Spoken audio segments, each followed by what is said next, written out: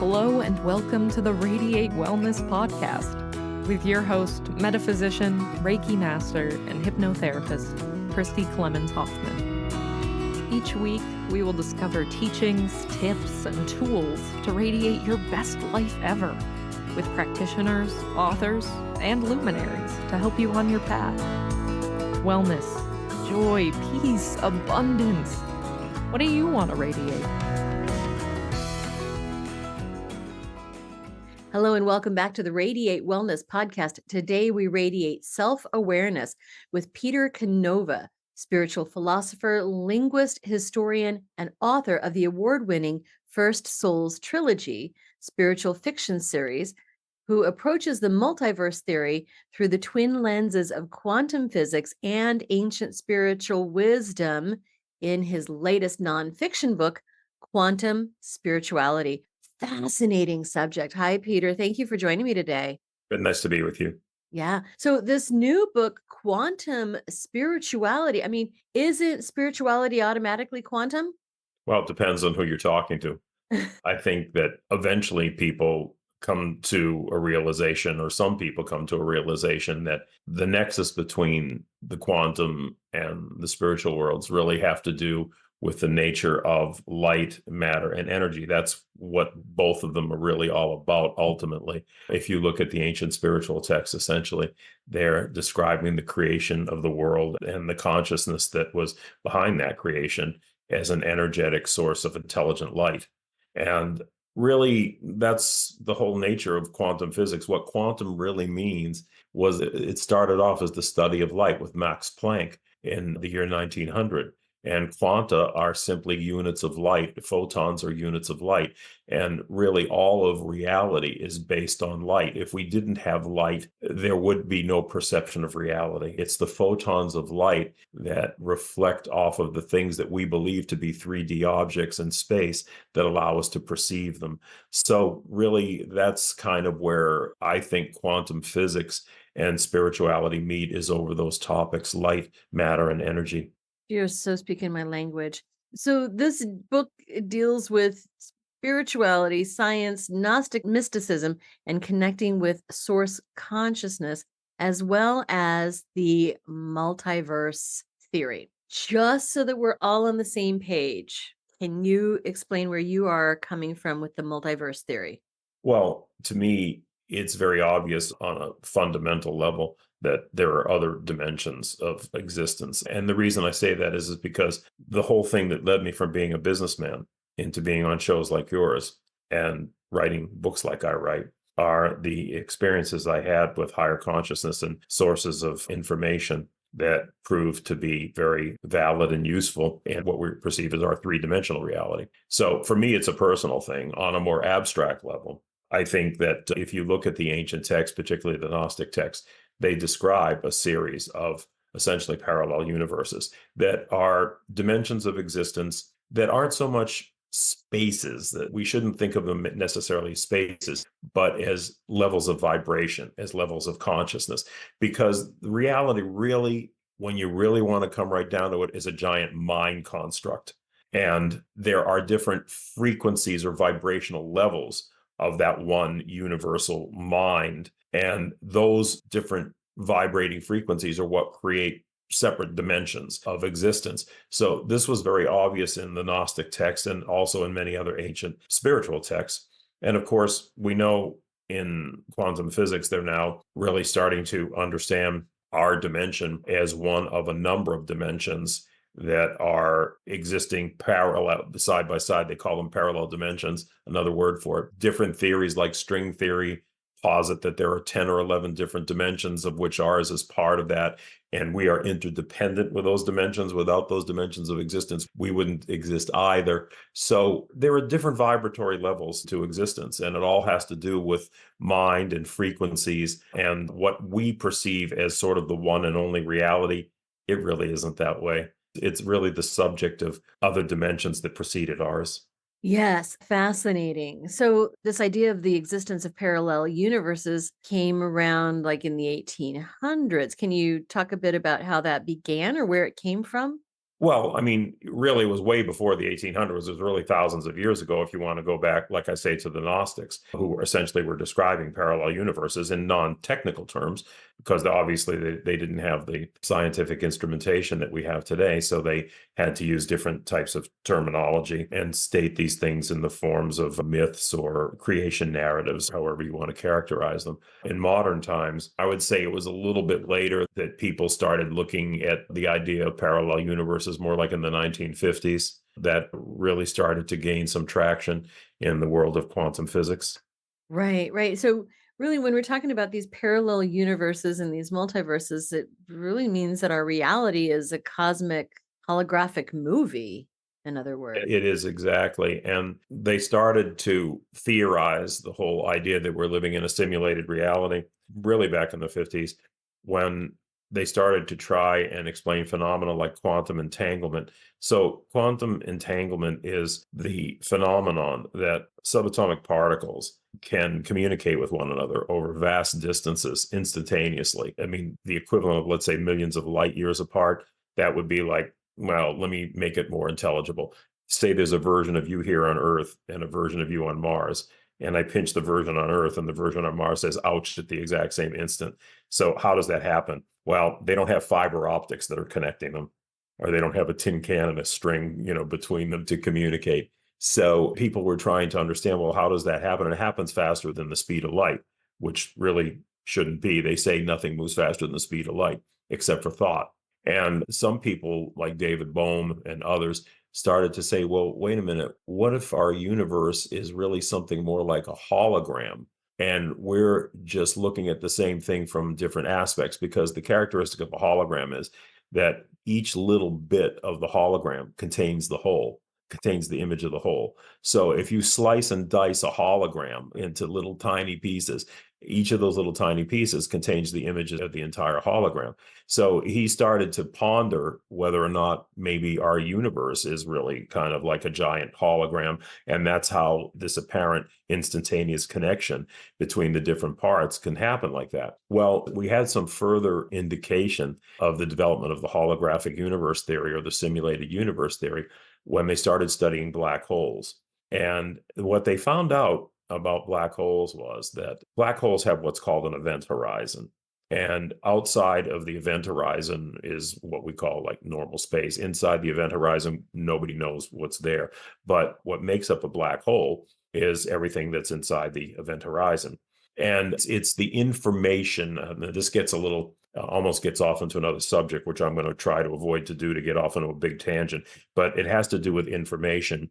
And scientists are now understanding that information is something very tangible. It's not some abstract thing. Information actually is encoded in particles, and it's kind of like the DNA of the universe. And it makes everything that we perceive perceptible. So you would think that the information that constitutes a black hole would be inside the volume of the black hole.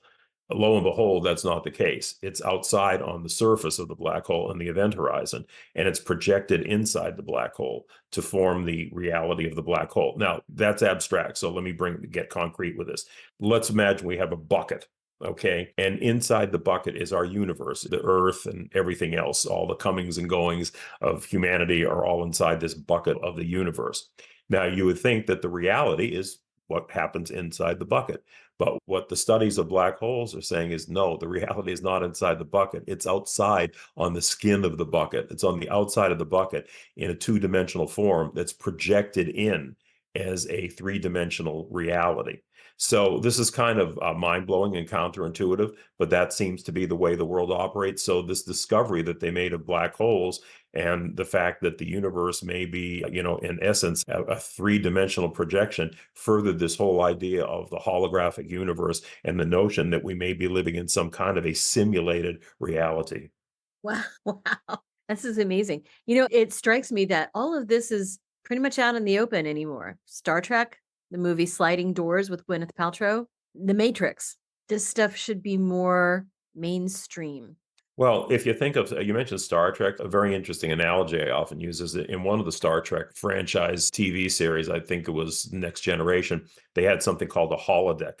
Yeah. and they'd go there for recreation. And the holodeck, really, it was an immersed virtual reality. It was so real that the crew could actually interact with the creations inside the holodeck.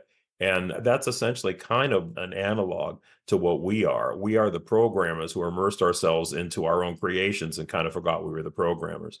So, I mean, that's one way to look at it, because when I mentioned the fact that the entire fabric of reality is a mind construct, there is a one single undivided consciousness that has projected everything, but it has projected itself into different parts. And, kind of like relay stations, in effect, if you look at an electrical power grid, you have the source and then you have the relay stations that allow the source to project itself out and become usable electricity for various uses. Well, we're kind of like those relay stations that were projected out into different dimensions of creation in order to experience creation in its full totality. Wow. So, why did you write this book? Why was the time now for this? I don't want to take too much of your time, but I would like to ask you a few simple favors. First of all, please rate, review, and share this podcast wherever you're listening. It sounds like a simple little thing, and it is, but it has a huge impact for us because it helps other people find us in the podcasting algorithms. I don't know how it works, but I do know that it helps a lot. Next, if you would subscribe or follow wherever you're listening, whether that's YouTube or Apple Podcasts, Amazon Music, Pandora, Spotify, wherever you're listening, just hit subscribe or follow, and that helps you and it helps us. It helps you because then you receive notifications when we have a new episode that's out. It helps us because, again, algorithm magic, I don't know what happens, but it helps. And then finally, you can support our podcast in a tangible way by going to radiatewellnesscommunity.com/podcast and then click on support the show. Now, we have a new feature too. We are now on Patreon. You can find us on Patreon. You can also find the link to Patreon when you go to radiatewellnesscommunity.com/podcast. So on Patreon for $3 a month or $5 a month, you can support your metaphysical and spiritual growth. You can learn about upcoming guests and you can get early and ad-free versions of the shows. So please support us. This podcast is free for you to listen, but we have costs, and quite frankly, they come out of my pocket. So if you like this content, if you get a lot out of it, please see what you can do to give back. Thank you so much. Well, it started off like this. The genesis of this whole thing was that when I was in my 20s, I had some very vivid experiences. I found out that I was a very accurate medical intuitive. And then once I got the disbelief of that aside, it opened up a whole floodgate of phenomena, remote viewing, psychometry, clairvoyance, clairaudience. And I started getting information from somewhere. And I wrote a series of books that became like a cult hit called the First Souls Trilogy, about the first spirit consciousness to incarnate in the material world. And it traces their lives over different critical epochs of history. And it became a 25-time award-winning series, including Best Book Series from Indie Next Generation. And Quantum Spirituality, the book we're talking about today, was my first nonfiction book. And it was all the 35 or 40 years of research that I accumulated with ancient spirituality and quantum physics that led to the creation of the fictional series. So I decided, okay, it's out there in kind of an entertaining and subtle form. Why don't, maybe the time is now to make it more pointed and a little bit more, didactic. And I decided to compile all the research I've done into this book in order to be kind of like a handbook of knowledge to help people on their own spiritual journey to gain their own experiences with higher consciousness. So, how can each of us harness this power of the quantum spirituality to transform our world on both an individual and a collective level? Well, these experiences of consciousness come to different people in different ways. With me, it was almost like a spontaneous happening. I didn't really quite expect it. For a lot of people, perhaps for most people, they have to kind of hit the bottom of the barrel or have some impetus in their life to start seeking. Because if you're going to stay wrapped up in the everyday world, in your job, your family, your automobiles, whatever, and you don't really give any thought to these things, then you're not going to really experience very much. But if you do have a genuine desire in order to understand if there's something else out there other than what we perceive. That's the first step, is having that desire. So I can't create desire in other people. All I can do is indicate by personal example and by the knowledge that I put in there that there is something out there at the end of the rainbow. So if you want to take the time to look at it, I'm giving you not just a lot of sort of spiritual aphorisms, but I'm giving you scientific facts that form sort of the X and Y axis, like it's a roadmap for people on a higher journey of consciousness. And like any other map, you have to have at least two coordinates. You need latitude and longitude, or north and south, in order to make sense of anything. Well, my coordinates are quantum science and ancient spiritual wisdom. And I merge these with other disciplines like psychology and other different types of disciplines to approach the whole subject from a multidimensional standpoint, since we're talking about dimensions.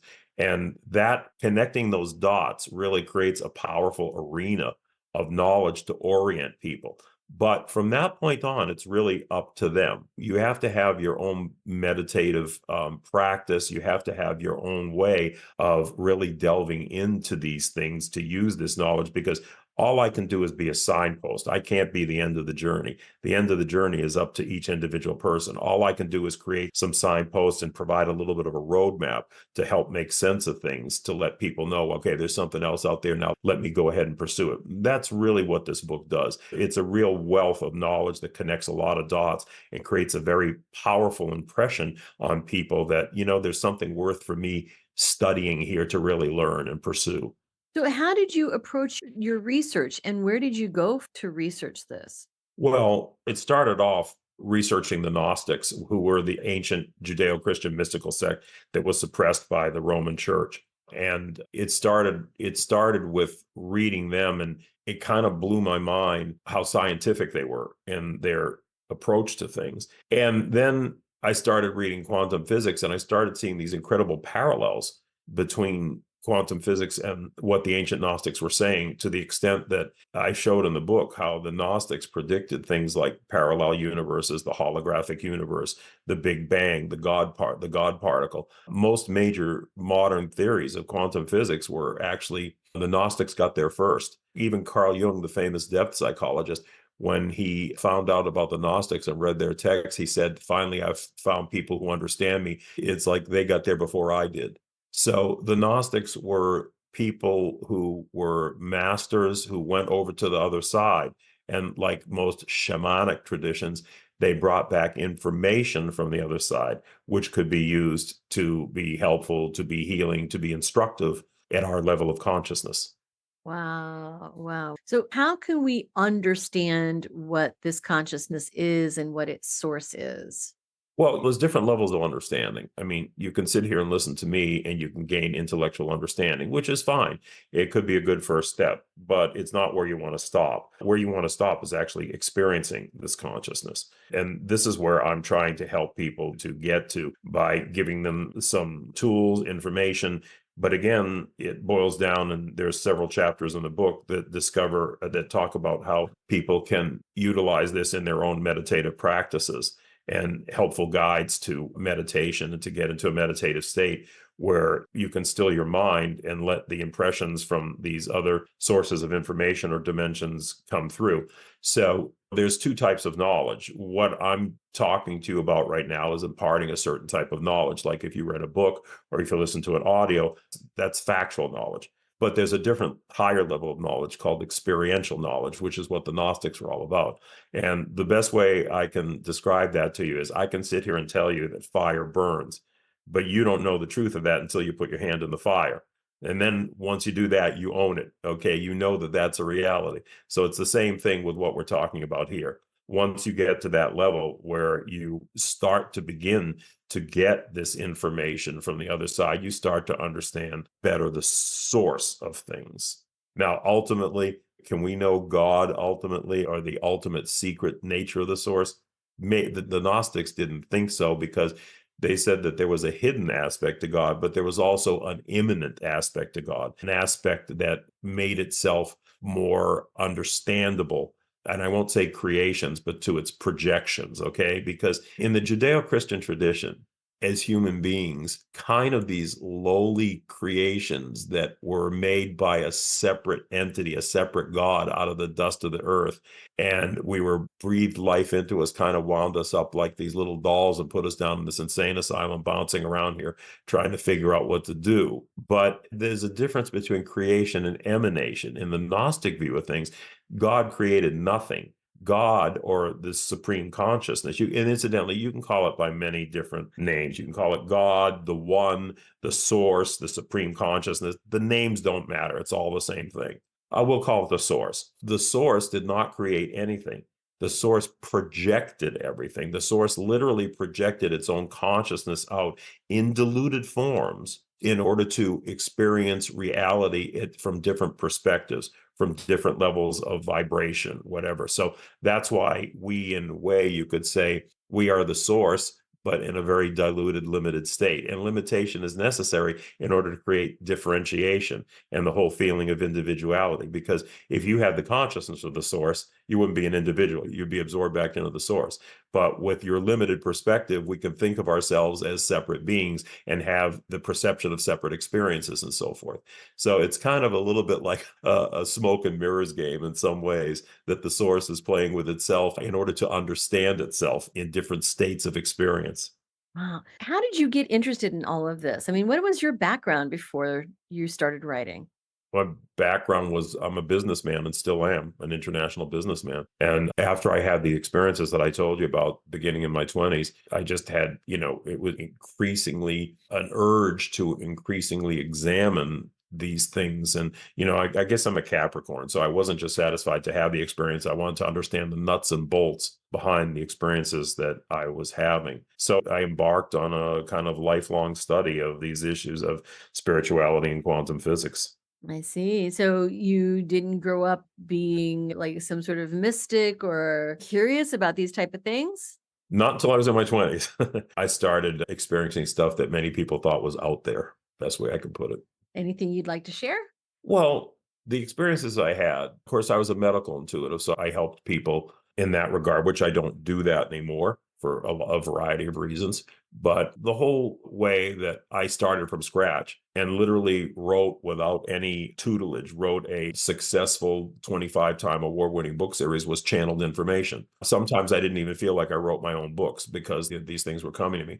There were other instances where this saved my life. I was in Africa and I had premonitions about some things that were going to happen, and they did. And unfortunately, some people perished in those, and I didn't because I kept my distance from it. But it manifested itself in just a lot of different ways. Fascinating. Now, I see from your materials that you are a linguist. Now, I think that is fascinating. So, to what extent do you practice linguistics and how does that inform what you do?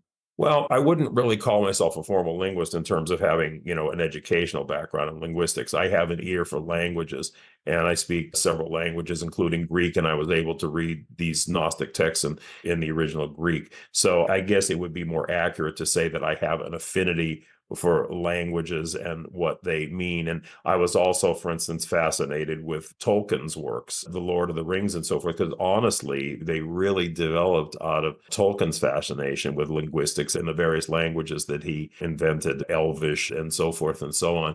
So language is an expression of the minds of the people that speak it. And different languages will have a different vibration to it. For instance, ancient Greek was an extraordinarily precise language. I mean, they had numerous words for the same things that we might only have one or two words for, because what they were doing was they were describing the different textures and nuances and things. So I think, like I say, it would be really more accurate to say that I just have an affinity for languages and an understanding of what language actually represents. I do quantum healing hypnosis technique, QHHT, Dolores Cannon stuff, that lady. And it has come up in multiple sessions, the importance of language and how it forms our idea of consciousness and how it informs like what we think of things and how what we think informs and changes our language.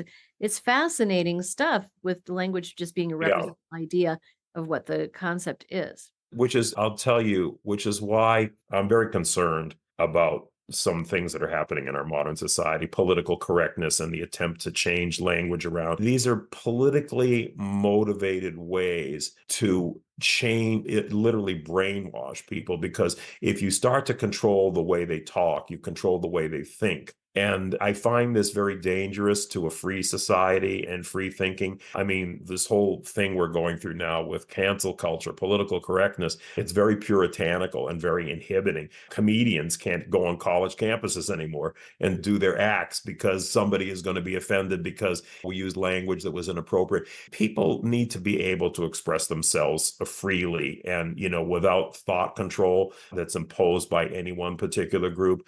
And I mean, this kind of goes back to Red China, to Mao Zedong, when, essentially he was trying to control the youth of China through his little red book and what he called correct thinking.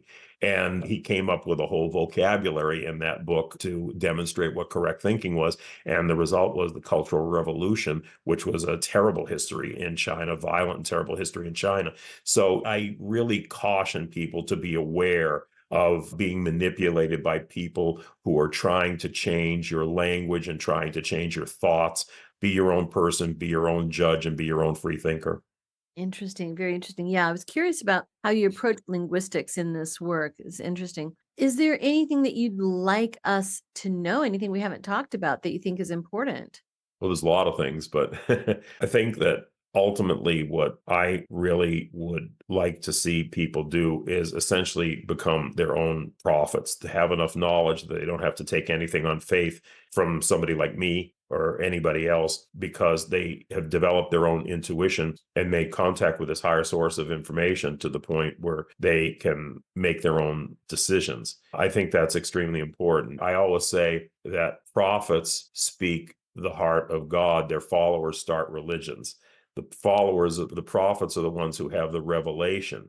The followers, all they can do is interpret because they really don't understand. And interpretation all of a sudden allows them to put their own agendas in there. And before you know it, you have corruption of the original message, the original revelation. That seems to be the story of religion.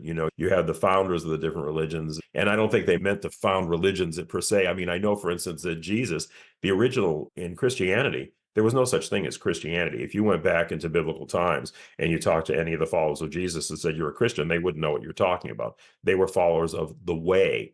Now, the way, just by its very title, you can tell was a spiritual practice, like yoga would be a spiritual practice.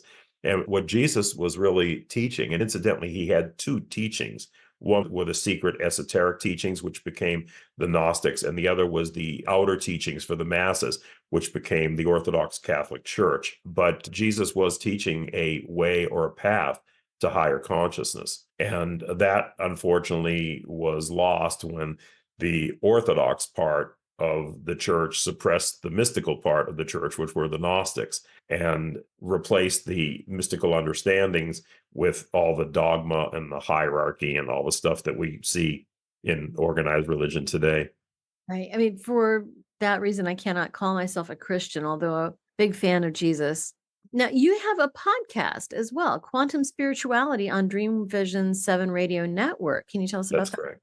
Yeah, podcast of the same name as the book, and I talk about different topics of interest. Really, the main theme is consciousness and consciousness raising. But I also have the trilogy that I wrote, the First Souls trilogy, and I believe that there are different ways to reach people. And my first impulse was to do it in an entertaining kind of way. So the First Souls trilogy are really geopolitical, spiritual thrillers in effect. And they've won 25, the books collectively have won 25 different national, international book awards. And we're working on making a TV series out of the first book, Pope Annalisa, which is about an African nun who becomes the first female pope at a time in the near future when America and Iran are going into a nuclear war. And it's a cliffhanger, a page turner, but there's also deep spiritual messages in there. And all the books are kind of the foundation platform of the books are the Gnostic and quantum science that we've been talking about today. So people can go to my website, also petercanova.com. That's petercanova.com. There's a wealth of information on that site about what we've been talking about. There's videos, There's portals that describe the different books and things, and also a portal to the podcast, Quantum Spirituality. And I'm looking at your website now, Pope Annalisa. This Mm. sounds so fascinating. So this whole idea of this show, this sounds wonderful. You've got a lot of stuff up here, don't you? This is fantastic. And we can contact you also through this website. Yes. Yeah, you've got a lot of really interesting stuff going on. I have to admit, I had not heard of your series, your book series, and now I really want to read it. It sounds fascinating. How did you get started with that? Well, again, I started having these experiences in my 20s, and I was interested in writing. And I happened to go to a writers' conference or two. And at one conference, it was a screenwriters' conference, the instructor said, "Okay, I want you all to come in with an idea that nobody's ever done before."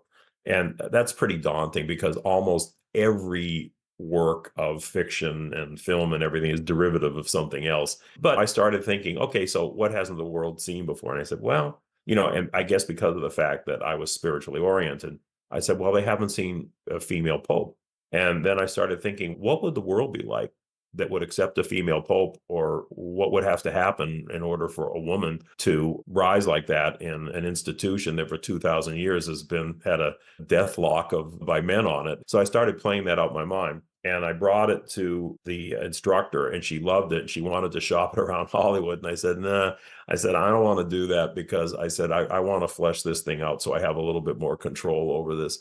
So I decided to go ahead and write a book. And then that led to, a couple of other things. So it's actually written in reverse order, because it's about the first souls to incarnate into material experience. And it's written in reverse order, kind of like Star Trek. So the first book is really the third book. The second book goes back to biblical times and the time of Jesus. And the first book is really the book of origins, where the souls first came into the earth plane. And they created this kind of Atlantis-like civilization, but eventually they became divided between those who fell into the illusion of materiality and those that retained a consciousness of their origin. And they end up having this, tremendous civil war that destroys their civilization, but gives birth to modern civilizations like Egypt and Greece in the interim. So it's kind of a tour de force of spiritual history in entertaining form. It does span a gamut. So sounds like It a does. lot is in these books. It's fascinating. So, so interesting. So yeah, your podcast, your books, all the projects that you have coming up and going on, it can all be found at petercanova.com. That is so interesting. Well, is there anything else that we haven't talked about that you think is important? No, I think we've covered a lot of ground. I don't want to confuse everybody with more information, but I think we covered probably quite a bit of ground. I mean, this is a vast subject. It really is. When we're talking about the quantum and then we're talking about spirituality, we're combining the two. I mean, I really do think that you cannot have one without the other. So this whole debate of science versus religion, it's like that doesn't make sense, but it is a lot to wrap your mind around. I agree.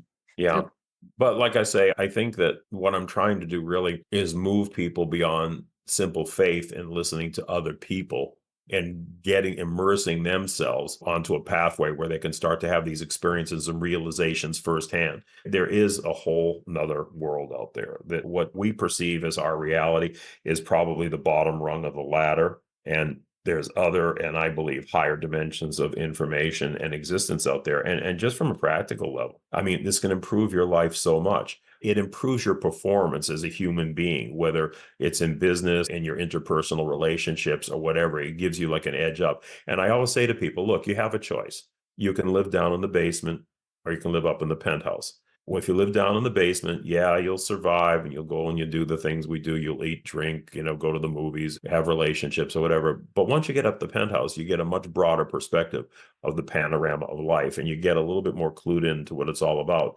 And to that extent, you exert a greater measure of control over your own life. So a lot of it really is about feeling more in control of your life and navigating through this school, which can sometimes be the school of hard knocks down here. This is not an easy plane of existence, really, for most of anybody. We all have our challenges, and this can help you navigate those challenges in a more effective way. So it really comes down to something very practical. I don't want people to leave people thinking this is all about abstractions. What it really boils down to is having a way for you to live your life better. I agree on the quantum level and on the spirituality level, but combining them two is really where the magic happens. But it can greatly enhance our life when we realize how much more there is to what we're seeing and what we're experiencing that is just the tip of the iceberg, really. Yeah. Well, thank you so much for joining me today. I've really appreciated our conversation, and I can't wait to read your series and finish reading Quantum Spirituality. I think it's going to be fascinating to finish that. Good. Well, I hope you enjoy it. Thank you for having me. Thank you so much. Don't know what to watch next? Decisions. Well, we've got some suggestions. You can click this little video here and watch that. It's something that we think you're going to like. If you like the last one, you're going to like that one too. You can also click on the subscribe button. And if you do that, then you'll get notifications whenever we have a new video up. Win-win, right?